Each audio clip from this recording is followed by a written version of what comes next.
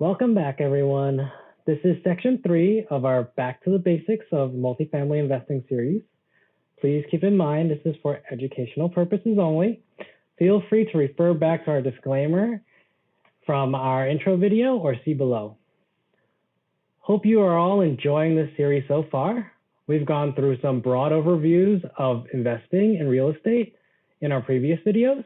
Now it's time to go into specifics of commercial multifamily investing and syndications.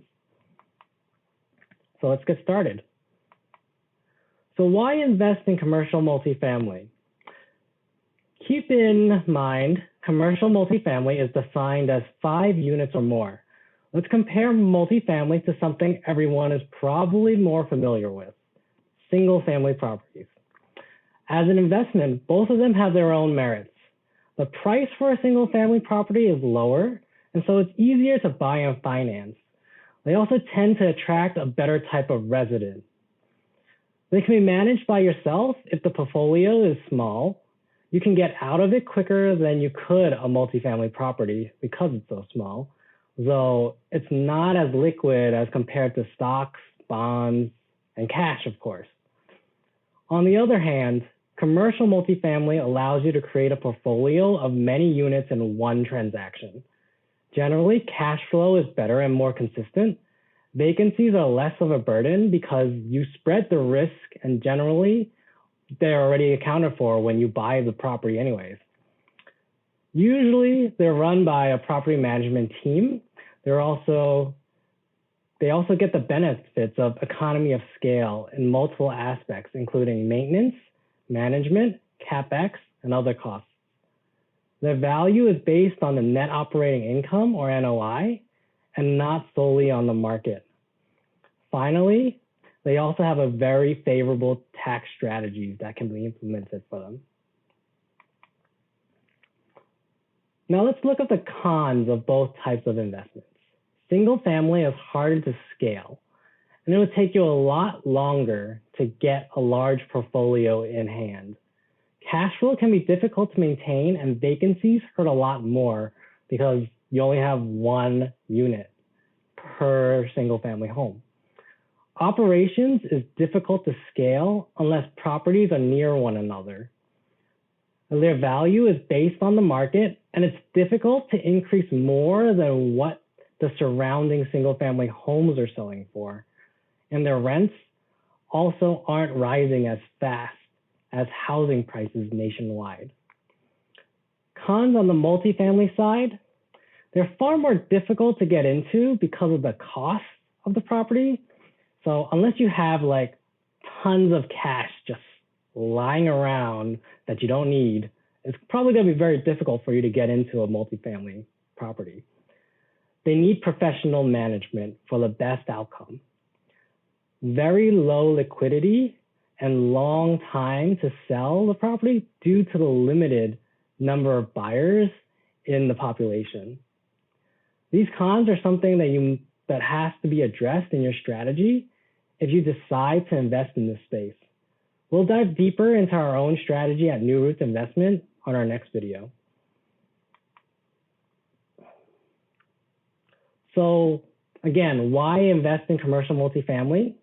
These are the 5 main benefits of why you should invest in multifamily. Tax advantages, hedge against inflation, forced appreciation, and the ability to capture more equity, and cash flow, and increased demand and stability. So let's go deeper onto each one of these topics or benefits of multifamily. So first up, everyone's favorite topic, taxes, right? So these are the tax advantages that you get with multifamily. First is depreciation. This is essentially a paper loss that happens because the property in the government's view is losing value because it ages with life. But in reality, the property, as we all know with real estate, is usually increasing in value. So this is really just a made up kind of loss that you can use against your taxes. So next is that you can have no capital gains tax if you use a 1031 exchange, which is a special kind of rule where you're allowed to sell a property and buy another one with no tax loss in between the sale. Next, so there's approximately a 15% tax liability on the cash flows, but because of the depreciation rules that I talked about before, you're able to mitigate or avoid sometimes the 15% tax altogether because the depreciation usually is more than that of the cash flow. Next, we can refinance the property and bring in proceeds that are tax-free because a refinance is a loan and doesn't trigger a tax event. And lastly, you can use your retirement funds for investing in properties, which avoids taxes altogether, depending on the type of retirement accounts you're using. Next, multifamily is a great hedge against inflation. So what is inflation, first of all? Inflation is that little force in the economy where everything costs a little more every year. So your dollars are losing value a little bit every year. And the reason why multifamily is a great hedge against inflation is because while the dollar loses value, your real estate prices are increasing. And also, the rents are also increasing every year. So you're hedging against inflation in these two ways. Next, forced appreciation.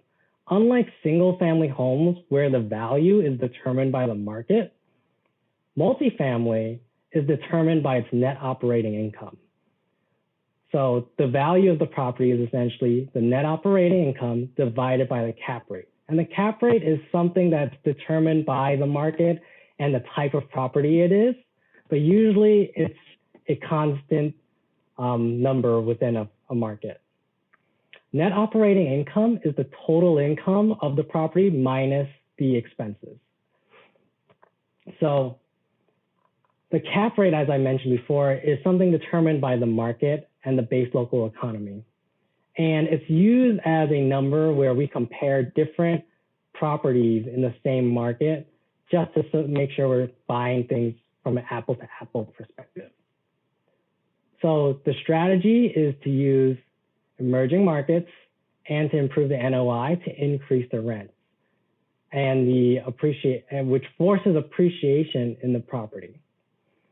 So we increase equity or appreciation through these value plays. We decrease expenses and we increase the rental income. We also improve the property, like improving services such as the laundry, the garage, and we can also build back the utilities, which increases our overall income, and build equity within the property. Next is cash flow. Cash flow is generated from managing the property well and collecting rents while still having low expenses. You can also create value-added services like we talked about before, like garages, parking spaces, or even laundry rooms, to increase rents and bring more value for the residents. This is the formula for cash-on-cash return. It's essentially the cash flow before taxes divided by your total expenses. Of course, having great tenants and quality of, no wait, let me correct that. The cash-on-cash return is the cash flow before your taxes divided by the amount of initial capital placed in. Of course, having great tenants and quality of service are key to maintaining good cash flow. So while you must have a strong vetting process for your tenants, generating cash flow, you also continue to build equity from your mortgage payments. Now at NuRoots Investment Group, we strive to achieve 6 to 12% cash-on-cash returns for our investors. As we saw in the rental market trends that Bridget reviewed, commercial multifamily has been stable for the last 40 years. Returns have been much better than all the other commercial real estate asset types. On top of that, there's also increased demand from multiple generations, now including the millennials, Gen Z, and the baby boomers. Okay, So now that I've talked about the benefits of commercial multifamily, let's go over what exactly a syndication is. Simply put, a syndication is a group of people pooling money together. In multifamily, a syndication, that money is used to purchase the multifamily property. It's very much strictly regulated by the SEC, so there are two commonly used structures for forming a syndication under SEC regulations, the 506B and the 506C. These are different from crowdfunding, which is under regulation CF. 506B is private and can have sophisticated investors. That's what we do, while 506C can be announced publicly, but it can only be invested in by accredited investors. If you don't know what sophisticated or accredited means, don't worry. We'll define these terms in the next slides. Members or partners of the syndication have full access to the syndicator. In this case, us, NuRoots Investment Group, acts as the syndicator. And outside of cash flow and returns, partners also get regular performance updates on the property. So syndication basically enables the general public to buy large institutional level assets that have correspondingly large returns. There are two types of investors under SEC regulations, like I mentioned before, the sophisticated and the accredited. To be classified as a sophisticated investor, there's no income or asset requirement. A sophisticated investor needs to have the knowledge on real estate investing to understand the financial risks of the opportunity, and they have to sign a form confirming that they're a sophisticated investor. We ourselves started out as sophisticated investors years ago. Now, any and all investments can only be made through interviews and private placement memorandums. So accredited investors. Accredited investors are people or married couples that have the following qualifications. Either they have greater than $1 million in net worth, that's not including their primary residence, or they make $200K as a single or $300K as a couple annual income in the last 2 years. Also, accredited investors have to be confirmed by a third party that they are such types of investors. And there's a link at verifyinvestors.com, or a CPA has to sign the documents or a letter to verify that they are accredited investors.